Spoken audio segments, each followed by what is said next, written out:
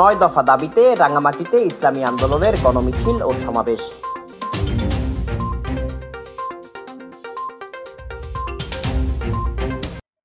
পীর সাহেব চরমোনাই ঘোষিত 9 দফা দাবি বাস্তবায়নের লক্ষ্যে রাঙামাটিতে গণমিছিল ও সমাবেশ করেছে ইসলামী আন্দোলন বাংলাদেশ।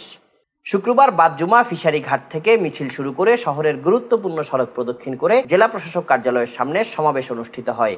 জেলা সভাপতি আলহাজ জসিম উদ্দিনের সভাপতিত্বে ও ইমাম হুসাইনের সঞ্চালনায় সমাবেশে ইসলামী আন্দোলন বাংলাদেশ রাঙামাটি জেলার সহ সভাপতি AK-M ইসরাইল, সাধারণ সম্পাদক মাওলানা নূর হুসাইন, সাংগঠনিক সম্পাদক মাওলানা ওমর ফারুক, অর্থ সম্পাদক দিদারুল আলম, ইসলামী যুব আন্দোলনের জেলা সভাপতি মোহাম্মদ বেলাল হোসেন, ইসলামী ছাত্র আন্দোলনের জেলা সভাপতি মোহাম্মদ হোসাইন মল্লিক সহ অন্যান্যরা উপস্থিত ছিলেন। সভায় বক্তারা 9 দফা দাবির প্রস্তাবনা ঘোষণা করেন। Desk report, CST TV।